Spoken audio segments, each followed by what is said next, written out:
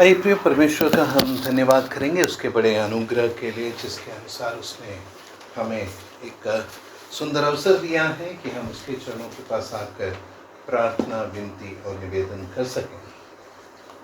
ప్రియులారా, ఈరోజు దేవుడు మనకు తన కృప ద్వారా మరొకసారి అతని సన్నిధికి వచ్చి ప్రార్థన చేయుటకు ఇచ్చిన మంచి అవకాశంను బట్టి దేవుని స్తుతించుకుందాము।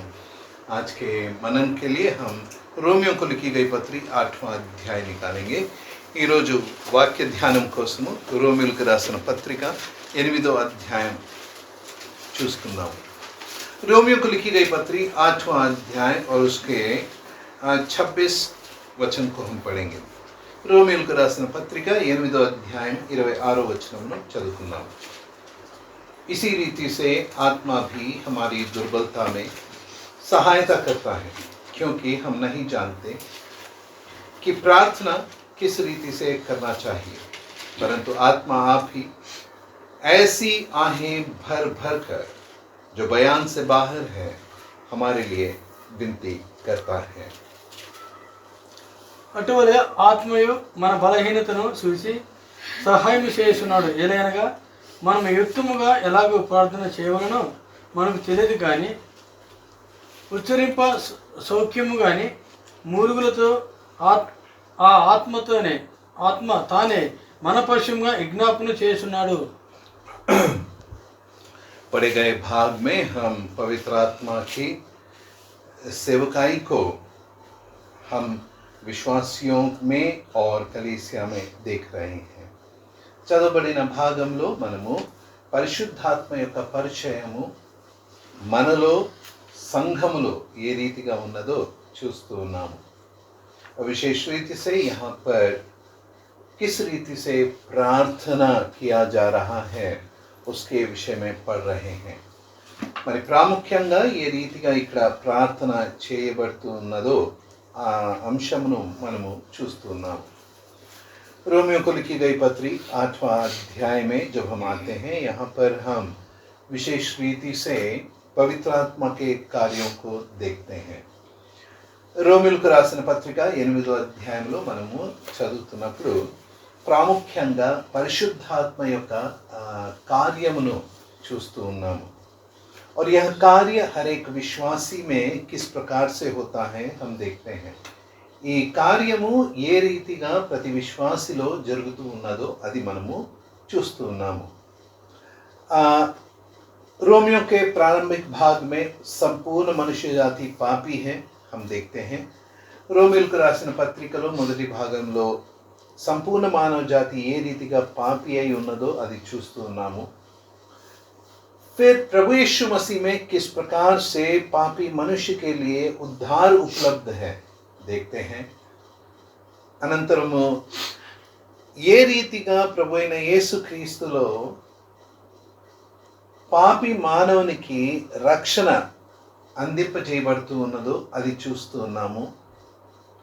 अब 8वें अध्याय में हम विशेष रीति से उस उद्धार पाए हुए विश्वासी में पवित्र आत्मा के कार्य को देख रहे हैं। అయితే ఇప్పుడు ఈ 8వ అధ్యాయంలో రక్షణ పొందిన ఆ విశ్వాసి జీవితంలో పరిశుద్ధాత్మ దేవుడు ఏ రీతిగా పనిచేస్తూ ఉన్నాడో చూస్తూ ఉన్నాము। यहाँ पर यदि आप प्रारंभ से पढ़ते जाएं, 7 प्रमुख बातों को पवित्र आत्मा के द्वारा किया जाते हुए देख सकते हैं। మొదటి వచనం నుండి ఈ అధ్యాయము చదివినారంటే ఇక్కడ విశ్వాసి జీవితంలో పరిశుద్ధాత్మ చేసే 7 పనులను మనము గమనించవచ్చు। यदि आप दूसरे वचन में आएंगे तो वहां पर पहला कार्य है, రెండో వచనంలో మొదటి కార్యమును గమనిస్తూ ఉన్నాము। क्योंकि जीवन की आत्मा की व्यवस्था ने मसीह यीशु में मुझे पाप की और मृत्यु की व्यवस्था से स्वतंत्र कर दिया है। రెండో వచనం 8వ అధ్యాయం క్రీస్తు యేసునందు జీవమునిచ్చు ఆత్మ యొక్క నియమము పాప మరణముల నియమము నుండి నన్ను విడిపించును। ఎట్లనగా धर्मशास्त्र में देनी। अच्छा, हम यहाँ पर क्या देखते हैं कि पवित्र आत्मा हमें प्रभु यीशु मसीह में पाप की और मृत्यु की व्यवस्था से स्वतंत्र किया है. మనం ఏం చదువుతున్నామంటే పరిశుద్ధాత్మ ప్రభు అయిన యేసుక్రీస్తులో మనలను పాపము మరియు మరణం యొక్క వ్యవస్థ నియమం నుండి మనకు మనలను స్వతంత్రులుగా చేసి ఉన్నాడు. पवित्रात्मा ने हमें स्वतंत्र कर दिया है. परिशुद्धात्मा మనలను स्वतंत्रలుగా చేసి ఉన్నాడు. पहली बात हम देखते हैं. दूसरी बात 11वें वचन में जब हम आते हैं, రెండో మాట 11వ వచనంలో, यदि उसी आत्मा जिसने यीशु के मरे हुओं में से जिसने यीशु को मरे हुओं में से जिलाया तुम में बसा हुआ है, तो जिसने मसीह को मरे हुओं में से जिलाया वह तुम्हारे नश्वर देहों को भी अपने आत्मा के द्वारा जो तुम में बसा हुआ है जिलाएगा. 11వ వచనం. మృతుల్లో నుండి యేసును లేపిన వాని ఆత్మ మీలో నివసించిన ఎడల మృతులో నుండి క్రీస్తు యేసును లేపినవాడు సావునకు లోనైనను మీ శరీరంలోను కూడా మీలో నివసించున్న तन आत्म द्वारा जीविंपजेयनु. 11वें वचन में पवित्र आत्मा अर्थात परमेश्वर का आत्मा जो हमें बसा हुआ है, देखिए 2 बार लिखा ना, तुम में बसा हुआ है, वह हमारे नश्वर देहों को भी जिलाता है, अर्थात उसके सेवा के लिए हमें सामर्थ्य देता है. గమనించినారంటే ఇక్కడ పరిశుద్ధాత్మ మనలో నివసిస్తున్నాడు. ఈ మాట రెండు సార్లు ఇక్కడ రాయబడి ఉన్నది. పరిశుద్ధాత్మ దేవుడు మన ఈ నశ్వర దేహము, నాశనమై ఈ దేహమును ఏముంది బ్రదర్ లాస్ట్లో చదువు. క్రీస్తు యేసు లేపిన వాడు సావునకు లోనైనను మీ శరీరంలో కూడా మీలో నివసించున్న తన ఆత్మ ద్వారా జీవింపజేయను. అతడు మన దేహమును జీవింపజేయను. ఇది పునరుత్థానం విషయంలో కాదు, కానీ తన పరిచర్య చేయడానికి మనకు ఇచ్చే సామర్థ్యము. एक पापी पाप के कारण नश्वर देह में है और वो परमेश्वर की सेवा नहीं कर सकता है. ఒక పాపి ఈ దేహంలో మరణించి ఉన్నాడు కాబట్టి అతడు దేవుని పరిచర్య చేయలేడు, సేవ చేయలేడు. लेकिन जब पवित्र आत्मा उसमें जो बसा हुआ है उसको जिलाता है, अर्थात उस नश्वर देह में उसे सामर्थ्य देता है कि वह परमेश्वर की सेवा कर सके. కానీ ఆ విశ్వాసిలో నివసించే పరిశుద్ధాత్మ దేవుడు అతనికి ఆ దేహములో సామర్థ్యం ఇచ్చి దేవుని పరిచర్య చేయుటకు సహాయం చేస్తూ ఉంటాడు. तीसरी बात हम 13वें वचन में पढ़ते हैं. మూడో విషయము 13వ వచనంలో చూస్తూ ఉన్నాము. क्योंकि यदि तुम शरीर के अनुसार दिन काटोगे तो मरोगे, यदि आत्मा से देह की क्रियाओं को मारोगे तो जीवित रहोगे. మీరు శరీరానుసారంగా ప్రవర్తించిన ఎడల సావలసిన వారై ఇందురు గాని ఆత్మచేత శరీర క్రియలను చంపిన ఎడల జీవించెదరు. ఆత్మ ద్వారా శరీర క్రియలను చంపిన ఎడల, यदि आत्मा से देह के क्रियाओं को मारोगे, अर्थात पवित्र आत्मा हमें पाप के ऊपर जय पाने में सहायता करता है. పరిశుద్ధాత్మ దేవుడు పాపము మీద జయము పొందుటకు సహాయం చేస్తాడు. कैसे? कल भी हम बात कर रहे थे और इन दिनों में बार बार मैं इस ओर आपका ध्यान ला रहा हूँ कि हम पुराने मनुष्यत्व जो पाप से प्रभावित है उसके कार्यों को करते रह जाते हैं और हम नए मनुष्यत्व को पहन नहीं पा रहे हैं. నేను నిన్న కూడా మీకు చెప్పి ఉంటుని, అలాగే ఈ దినాలు అదే అంశము నేను మీతో పంచుకుంటూ ఉన్నాను. మనము రక్షణ పొందిన తర్వాత కూడా మన పాత స్వభావంలోనే జీవిస్తూ ఉన్నాము. క్రొత్త స్వభావమును మనము ధరించలేకపోతున్నాము. ऐसा इसीलिए है क्योंकि आत्मा के द्वारा उस पुराने स्वभाव के क्रियाओं को, देह मतलब वो पुराना मनुष्यत्व, उसकी क्रियाओं को हमने मारा नहीं. అలా ఎందుకు జరుగుతూ ఉన్నది అంటే మనము మన పాత స్వభావం అంటే దేహ క్రియలు, ఆ దేహ క్రియలను మనం చంపలేదు కాబట్టి ఇంకను మనము ఆ పాత స్వభావం కింద పనిచేస్తున్నాము. पवित्र आत्मा हमें पाप पर जय पाने में सहायता करता है क्योंकि वह हमारे देह की क्रियाओं को मारता है. పరిశుద్ధాత్మ దేవుడు మనలను పాపముపై జయము పొందుటకు సహాయం చేస్తాడు. ఎందుకంటే అతడు మనలో ఉన్న ఆ దేహ క్రియలను చంపివేస్తాడు. चौथी बात देख रहे हैं ना हम लोग. 3 बातें हो गई. चौथी बात 14वें वचन में है. మూడో మాట 14వ వచనంలో ఉంది చూడండి. इसलिए कि जितने लोग परमेश्वर के आत्मा के चलाए चलते हैं वे ही परमेश्वर के पुत्र हैं. దేవుని ఆత్మ చేత ఎందరూ నడిపింపబడుదురో వారందరూ దేవుని కుమారులైందురు. परमेश्वर के आत्मा के चलाए चलते हैं. దేవుని ఆత్మ ద్వారా నడిపింపబడుతున్నారు. अर्थात यहाँ पर पवित्र आत्मा हमारी अगुवाई कर रहा है, हमारा मार्गदर्शन कर रहा है. అనగా పరిశుద్ధాత్మ దేవుడు మనలను నడిపిస్తున్నాడు, మార్గము చూపిస్తున్నాడు. हमें क्या करना है, क्या नहीं करना है, क्या विचार करना है, कैसे करना है, हर एक बात में पवित्र आत्मा हमारी सहायता करता है. మనం ఏమి చేయాలి, ఏం చేయకూడదు, ఎలా మాట్లాడాలి, ఎలా ఆలోచించాలి, ప్రతి ఒక్క అంశంలో ఆయన మనకు నడిపిస్తున్నాడు. वह हमें चलाता है, ఆయన మనలను నడిపిస్తున్నాడు. इसलिए चौथी बात जो है वो पवित्र आत्मा की अगुवाई. నాలుగో విషయము పరిశుద్ధాత్మ యొక్క ఏమంటాము, మార్గదర్శనమా, నడిపింపు. पांचवा विषय हम 16वें वचन में पढ़ते हैं. 5వ విషయము 16వ వచనంలో చదువుతున్నాము. आत्मा आप ही हमारी आत्मा के साथ गवाही देता है कि हम परमेश्वर की संतान हैं. 16వ వచనం. మనము దేవుని పిల్లలమని ఆత్మ తానే మన ఆత్మతో కూడా సాక్ష్యం ఇస్తున్నాడు. ये एक बहुत प्रमुख विषय है जिसको मैंने हमेशा आपके साथ साझा भी किया है. ఇది చాలా ప్రాముఖ్యమైన అంశము. ఇది మీతో ముందు కూడా నేను చెప్పి ఉంటుంది. एक विश्वासी को उसके उद्धार का निश्चयता होना बहुत जरूरी है. ఒక విశ్వాసికి తన రక్షణ యొక్క నిశ్చయత కలగడము చాలా ప్రాముఖ్యము. నేను నిజంగా రక్షింపబడినానా లేదా, ఇది నాకు తెలిసి ఉండాలి.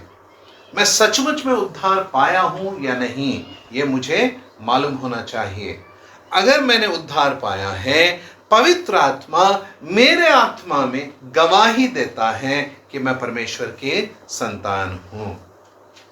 నేను నిజంగా రక్షణ పొందితే పరిశుద్ధాత్మ దేవుడు నన్నులో నివసిస్తూ నా ఆత్మకు సాక్ష్యం ఇస్తూ ఉన్నాడు, నేను దేవుని సంతానము.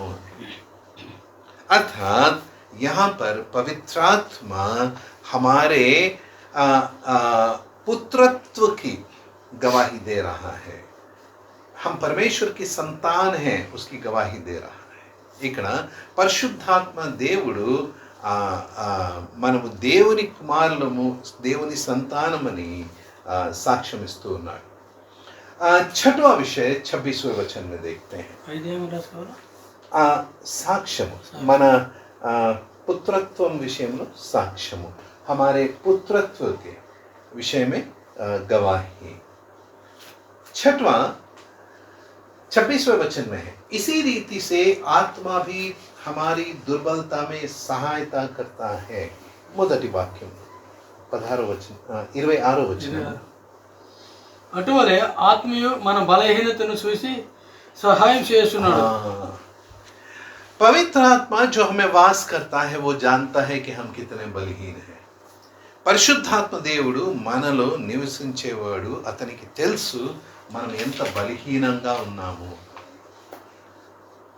इस संसार में बलहीनता एक बहुत बड़ी कमजोरी है और कोई भी ये दिखाना नहीं चाहता है कि मैं बलहीन हूँ.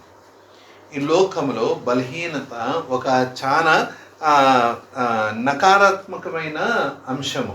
ఎవరు కూడా ఈ లోకంలో నేను బలహీనుడిని అని చూపించాలని కోరుకోరు. लेकिन पवित्र आत्मा विश्वासी में जो निवास करता है जानता है कि वह विश्वासी कितना బలహీన है. కానీ పరిశుద్ధాత్మ దేవుడు ఆ విశ్వాసిలో నివసిస్తూ ఆయనకు తెలుసు మనం ఎంత బలహీనంగా ఉన్నామని. यह दुर्बलता शारीरिक नहीं है.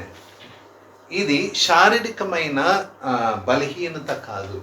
यह हमारी आत्मिक दुर्बलता है. ఇది మన ఆత్మపరమైన బలహీనత. इसीलिए हमारी आत्मिक दुर्बलता में वो हमारी सहायता करता है. అందుకోసమే మన ఆత్మపరమైన బలహీనతలో పరిశుద్ధాత్మ దేవుడు మనకు సహాయము చేస్తూ ఉన్నాడు. मेरे प्रिय भाई, मेरे प्रिय बहन, कभी हम विचार करते हैं, प्रार्थना करना चाहते हैं, नहीं कर पा रहे हैं. बाइबल पढ़ना चाहते हैं, नहीं पढ़ पा रहे हैं. कुछ परमेश्वर के विषय में आत्मिक सेवा कुछ करना चाहते हैं, नहीं कर पा रहे हैं. क्यों? क्योंकि हम బలహీన. ఎప్పుడైనా ఆలోచించినారా? మనము ప్రార్థన చేయాలనుకుంటాం కానీ చేయలేకపోతాము. వాక్యం చదవాలనుకుంటాము కానీ చదవలేకపోతాము. ఆత్మపరమైన ఏదో ఒక పరిచర్య చేయాలి అని మనము ఆశిస్తాము కానీ చేయలేకపోతాము. ఎందుకంటే మనము బలహీనులై ఉన్నాము. ऐसी दुर्बलता में पवित्र आत्मा हमारी सहायता करता है.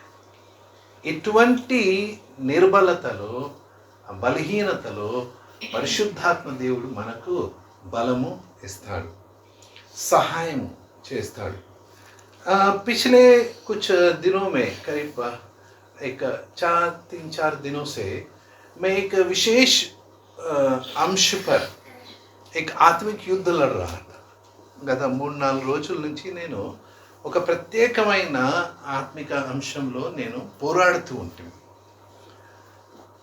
मैं अपने जीवन में उस पर जय नहीं पा रहा था. నేను దానిపైన నేను జయం పొందలేకపోతూ ఉంటుంది, ఆ పని చేయలేకపోతూ ఉంటుంది. वो कार्य मैं कर नहीं पा रहा था. लेकिन ये बात मुझे तो मालूम है कि मैं उस विषय में दुर्बल हूँ. పవిత్ర ఆత్మ को भी मालूम है मैं उस विषय में दुर्बल हूँ. నాకు తెలుసు నేను ఆ విషయంలో బలహీనుడై ఉన్నాను. దేవునికి కూడా తెలుసు, పరిశుద్ధాత్మకు కూడా తెలుసు నేను ఆ విషయంలో బలహీనుడై ఉన్నాను. और जब मैं विशेष रीति से उस विषय पर प्रार्थना कर रहा था, पवित्र आत्मा ने मेरी सहायता की है. अब मुझे पवित्र आत्मा की सहायता से उस आत्मिक विषय को प्रतिदिन पूरा करने में वह मेरी सहायता कर रहा है. పరిశుద్ధాత్మ దేవుడు ఇప్పుడు ఆ అంశమును పూర్తి చేయడానికి, ఆ రోజు చేయడానికి ఆయన నాకు సహాయం చేస్తున్నాడు. हमारे हर एक के आत्मिक जीवन में कोई ना कोई एक आत्मिक दुर्बलता है, जिसे पार करने के लिए, जिसे पूरा करने के लिए या उसमें उसके कारण जो कार्य हम नहीं कर पा रहे हैं उसे करने के लिए पवित्र आत्मा की सहायता की ज़रूरत है, जो हमें वह देता है. మన నిజ జీవితంలో ఏదో ఒక అంశము బలహీనత మూలంగా మనము ఆ పని చేయలేకపోతున్నాము. కానీ పరిశుద్ధాత్మ దేవుడు మనకు సహాయం చేసి ఆ పనిని చేయడానికి సహాయం చేస్తాడు. छठवां बात, पवित्र आत्मा हमारी सहायता करता है, बलहीनता में सहायता करता है. మన బలహీనతలో సహాయము చేస్తాడు. 7वां और आखिरी बात, 26वें वचन के दूसरे भाग में, क्योंकि हम नहीं जानते कि प्रार्थना किस रीति से करना चाहिए, परंतु आत्मा आप ही ऐसी आहें भर भर कर जो बयान से बाहर है हमारे लिए विनती करता है. ఎలాగనగా మనం యుక్త కాలముగా ఎలాగో ప్రార్థన చేయవలనో మనకు తెలియదు, కానీ ఊచురింప సౌఖ్యము కానీ మూలుగులతో ఆ ఆత్మ తానే మన పక్షంగా విజ్ఞాపన చేస్తున్నాడు. ఆఖరి భాగం మరొకసారి బ్రదర్. మూలుగులతో ఆ ఆత్మ తానే మన పక్షముగా విజ్ఞాపన చేస్తున్నాడు. आपने इस वचन को ध्यान से पढ़ा, ఎప్పుడైనా దీన్ని జాగ్రత్తగా చదివినారా? पौलुस कह रहा है हम नहीं जानते कि प्रार्थना किस रीति से करना चाहिए. జాగ్రత్తగా చదివినారా? పౌలు ఏమంటున్నాడు? ప్రార్థన ఏ రీతిగా చేయాలో మనకు తెలియదు. हम शायद प्रार्थना के लिए 5 मिनट बैठते होंगे, 10 मिनट बैठते होंगे, 15 मिनट बैठते होंगे, आधा घंटा बैठते होंगे, 1 घंटा भी बैठते होंगे, लेकिन ये बात परमेश्वर का वचन कह रहा है हमें प्रार्थना करना नहीं आता है. हम प्रार्थना करना हम नहीं जानते कि प्रार्थना किस रीति से करना चाहिए. మనం 5 నిమిషాల కోసం కూర్చోవచ్చు, 10 నిమిషాల కోసం కూర్చోవచ్చు, అరగంట కోసం కూర్చోవచ్చు, గంట కోసం కూడా కూర్చోవచ్చు. కానీ దేవుని వాక్యం ఏం చెప్తూ ఉన్నదంటే ప్రార్థన చేయడము ఏ రీతిగా చేయడము మనకు రాదు. हमें प्रार्थना करना नहीं आता. अगर हमें प्रार्थना करना आता तो उस प्रार्थना का उत्तर हमारे जीवन के परिवर्तन से दिखाई देता. ప్రార్థన చేసేది మనకు వస్తే ఆ ప్రార్థన జవాబు ద్వారా మన మారిన జీవితము కనబడుతుంది.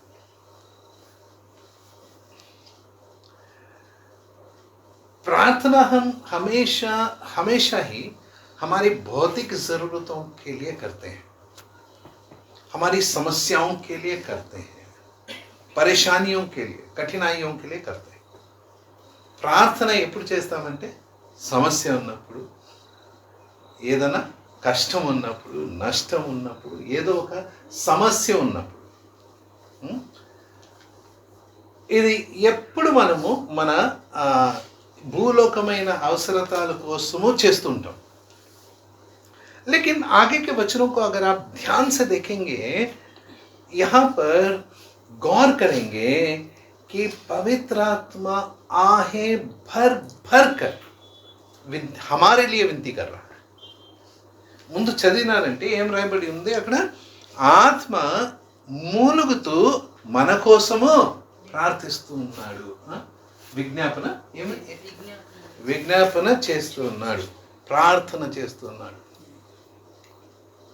गौर कीजिए, वहां पर एक शब्द लिखा है आहें भर भर कर. मूलगुलतो आत्म ताने. ठीक है. पति पत्नी है घर में और पत्नी ने कुछ मांगा, पति ने नहीं ला के दिया तो पत्नी क्या करेगी? భార్య భర్తలు ఉన్నారు, భార్య భర్తకి ఏదో తీసుకున్నామని చెప్పింది, కోరుకునేది. భర్త తేలేదు, భార్య ఏం చేస్తుంది?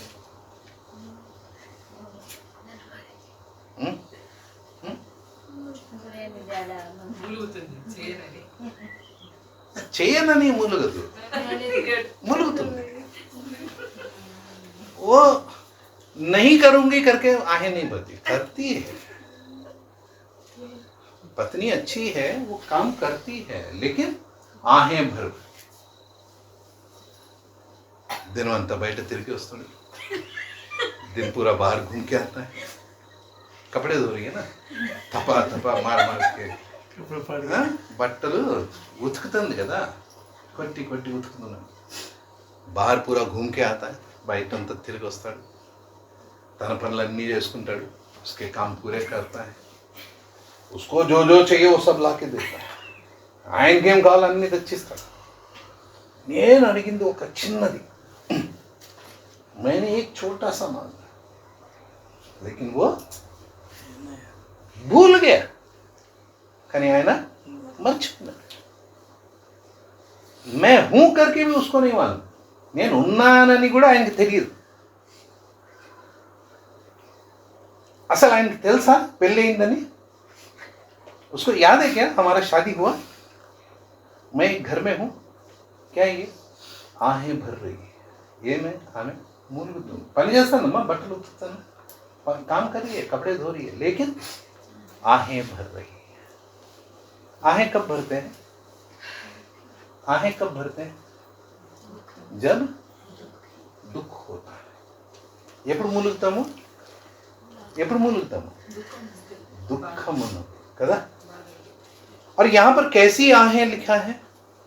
ऐसी आहें भर भर कर जो बयान से बाहर है। ఇక్కడ ఎటువంటి మూలుగుడు ఉంది? వర్ణనము దాని గురించి మనము వర్ణించలేము। यहाँ तो पत्नी का दुख बयान हो रहा है, लेकिन यहाँ पवित्र आत्मा का वो आहें, उसका दुख बयान नहीं हो पा रहा है। ఇక్కడ భార్య యొక్క బాధ ఆమె చెప్పుకోగలుగుతాను, కానీ ఇక్కడ పరిశుద్ధాత్మ యొక్క ఆ దుఃఖమును వర్ణించలేము। पवित्र आत्मा जो हमें वास कर रहा है उसको दुख क्यों है? పరిశుద్ధాత్మ దేవుడు మనలో నివసిస్తుండగా ఆయనకు దుఃఖం ఎందుకుంది?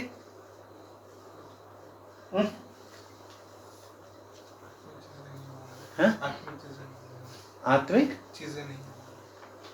చీజే नहीं मांगी అంటే ఆత్మపరమైన మనం ప్రార్థన చేయలేదని। आगे पढ़ोगे तो लिखा है कि हम प्रभु के स्वभाव में नहीं बदल रहे हैं, ఎందుకంటే మనము ప్రభు స్వభావంలో మారడం లేదు।